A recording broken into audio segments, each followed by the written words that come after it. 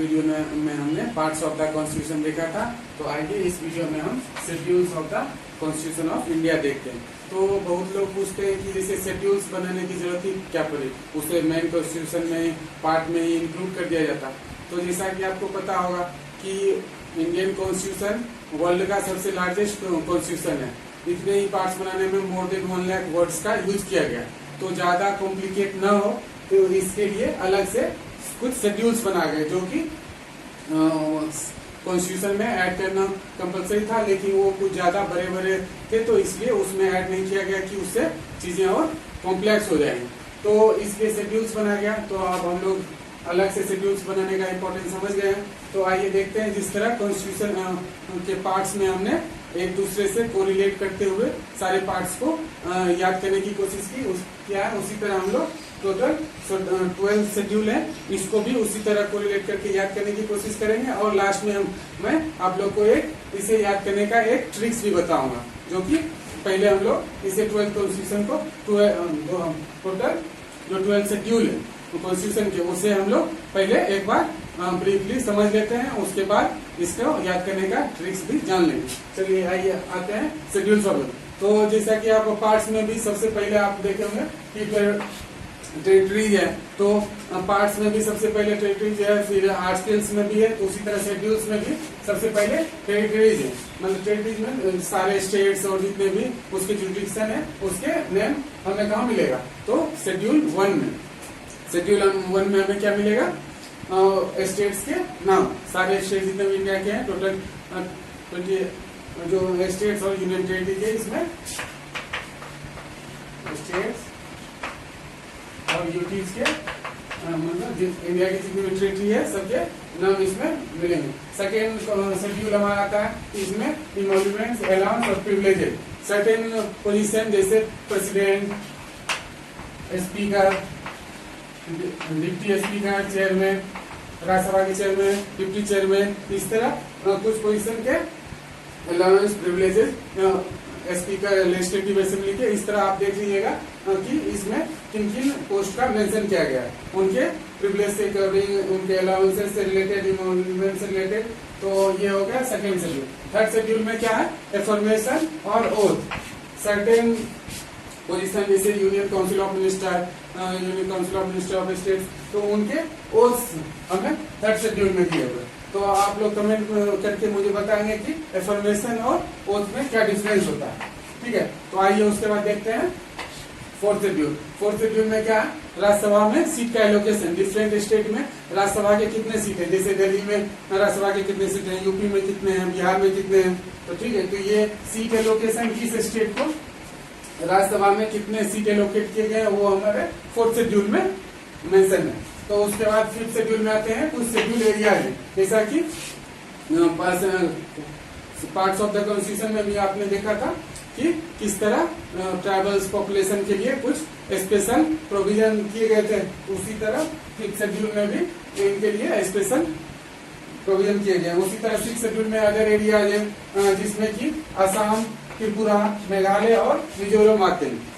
तो इन स्टेट्स के लिए इसमें कुछ स्पेसिफिक प्रोविजन किए गए हैं। इसे आप एक्रोनिम्स ATM मनी से याद रख सकते हैं कि वह एग्जाम में डायरेक्टली इससे पूछा जाता है कि कौन मतलब सिक्स शेड्यूल में इनमें से कौन से स्टेट्स शामिल हैं। तो आप ये ट्रिक याद कर लीजिए, ATM मनी, असम, त्रिपुरा, मेघालय और मिजोरम, ठीक है। तो इस तरह आप इसको याद रख सकते हैं इससे। उसके बाद सेवंथ शेड्यूल में आता है फेडरल स्ट्रक्चर।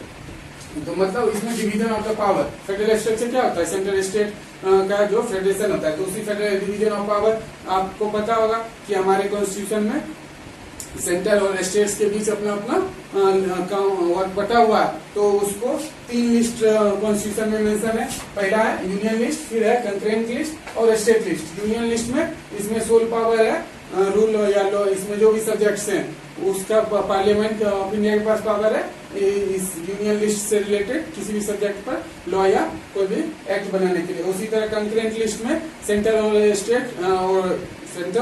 स्टेट दोनों लॉ बना सकते हैं, लेकिन अगर कॉन्ट्राडिक्ट होने पर जो पार्लियामेंट के द्वारा बनाया गया कानून वो ज्यादा उसके प्रेफरेंस दिया जाएगा। थर्ड है स्टेट लिस्ट, इसमें स्टेट असेंबली को पावर होता है कोई भी लॉ बनाने। तो इस लिस्ट में आप एक बार इसे देख सकते हैं कॉन्स्टिट्यूशन में या किसी भी बुक्स में, या आप कॉन्स्टिट्यूशन ऐप डाउनलोड कर सकते हैं, उसमें आप इसे कभी भी देख सकते हैं। तो इसमें बेसिकली आपको एक आइडिया हो जाएगा कि यूनियन एक नेशनल लेवल पे कौन से सब्जेक्ट होने चाहिए, तो वो यूनियन लिस्ट में आ जाएगा। फिर स्टेट लिस्ट में जो लोकल हमारे इंपॉर्टेंस की चीजें होती है, जैसे एग्रीकल्चर हो गया, हेल्थ हो गया, तो इन सबको हम सब्जेक्ट को स्टेट लिस्ट में डालते हैं, और कंकरेंट लिस्ट में जो कि दोनों कॉमन होता है।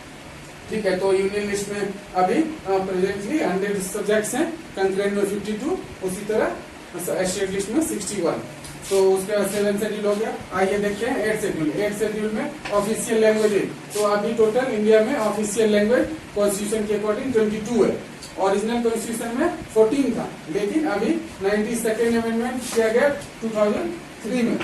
इसमें बोडो, डोगरी, मैथिली, संथाली, इन 4 लैंग्वेज को जोड़ा गया। बोडो आपको पता होगा ये आसाम की भाषा है, डोगरी JNK की, और मैथिली बिहार से जो लोग होंगे पता होगा कि मिथिला क्षेत्र में मैथिली बहुत ही पॉपुलर लैंग्वेज है, और उसी तरह संथाली ये झारखंड के आसपास के एरिया में बोला जाता है। तो इस तरह ऑफिशियल लैंग्वेज टोटल 22 है, ठीक है, जो कि 8 शेड्यूल में मेंशन है। उसी तरह 9th शेड्यूल लैंड रिफॉर्म से रिलेटेड है, कि मतलब इंडिपेंडेंस के बाद लैंड रिफॉर्म से रिलेटेड कानून बनाने में कुछ फंडामेंटल राइट्स का वायलेशन हो रहा था, जिसकी वजह से उसमें जुडिशियल रिव्यू के तहत सुप्रीम कोर्ट के थ्रू उस एक्ट को स्ट्राइक डाउन कर दिया गया था। तो उसके लिए इसमें 9th शेड्यूल में फर्स्ट अमेंडमेंट के थ्रू, कॉन्स्टिट्यूशन के फर्स्ट अमेंडमेंट के थ्रू ही इसे इंट्रोड्यूस किया गया 1951 में, जिसके थ्रू ये प्रोविजन किया गया कि 9th शेड्यूल में जो भी विषय होंगे उसका जुडिशियल रिव्यू नहीं किया जा सकता है। लेकिन बाद में 24 अप्रैल 1973 के बाद से जितने भी विषय इसमें ऐड किए गए हैं, अब उसका जुडिशियल रिव्यू हो सकता है। इसके पहले 24 अप्रैल 1973 के पहले जो भी 9th शेड्यूल में सब्जेक्ट ऐड किए गए थे, उसका जुडिशियल रिव्यू नहीं हो सकता है। तो इस तरह हम 9th शेड्यूल में देखते हैं लैंड रिफॉर्म। 10th शेड्यूल में क्या है, डिफेक्शन लॉ, मतलब ये राजीव गांधी गवर्नमेंट के थ्रू लाया गया था 52nd कॉन्स्टिट्यूशन अमेंडमेंट के थ्रू, क्योंकि उस टाइम पार्टी एक्शन बदलने का कुछ ज्यादा ही वो हो गया था। उस टाइम एक प्रोवर्ब भी चलता था, आया राम गया राम, तो लोग पार्टी बदलते रहते थे, जिससे गवर्नमेंट अनस्टेबल हो रही थी। तो उसके लिए डिफेक्शन लॉ एक लाया गया, जिसके थ्रू बहुत सारे प्रोविजन किए गए कि किस कंडीशन में आप पार्टी बदलने पर उनका सदस्यता रहेगा, किस कंडीशन में नहीं रहेगा। तो ये सब हम लोग डिटेल में बाद में देखते हैं। तो इसमें डिफेक्शन लॉ किस शेड्यूल में है, 10th शेड्यूल में। उसके बाद 11th शेड्यूल में क्या है, पंचायत। इसे हमने पार्ट्स ऑफ द कॉन्स्टिट्यूशन में भी देखा था कि किस तरह 73rd कॉन्स्टिट्यूशन अमेंडमेंट के थ्रू इसे ऐड किया गया था। इसमें टोटल 29 सब्जेक्ट्स जो कि पंचायत के अंडर में है, तो उसे इसमें लिस्ट किया गया। उसी तरह 12th शेड्यूल में म्यूनिसिपैलिटी, मतलब म्यूनिसिपैलिटी के जो भी फंक्शन एंड वर्क है, टोटल 18 सब्जेक्ट है, उसे इसमें मेंशन किया गया। तो इस तरह हमने फर्स्ट से 12th शेड्यूल में देख लिया कि फर्स्ट शेड्यूल में क्या आ गया। एक बार इसको यूं रिविजन कर लेते हैं। फर्स्ट शेड्यूल में टेरिटरी, सेकंड शेड्यूल में affirmation and oath, third schedule में सेकंड में अमेंडमेंट और अलायंस, पहले टेरिटरी मिल गए, फिर अलायंस, फिर अफर्मेशन ओथ ले लिया। फिर फोर्थ शेड्यूल में राज्यसभा में सीटों का एलोकेशन है। फिर फिफ्थ में शेड्यूल एरियाज, फिर 6th शेड्यूल में अदर एरिया, 7th में federal structure, division of power. फिर 8th शेड्यूल में ऑफिशियल लैंग्वेज जो कि टोटल 22 है। उसके बाद 9th में लैंड रिफॉर्म, 10th में डिफेक्शन लॉ, और 11th में पंचायत, 12th में हमारा म्यूनिसिपैलिटी। तो इसके बाद हम लोग इस 12 टोटल एक ब्रीफली 12 शेड्यूल के बारे में हमने जान लिया। अब इसे टोटल शेड्यूल्स को याद करने का एक ट्रिक्स हम लोग देखते हैं क्या है। ओके।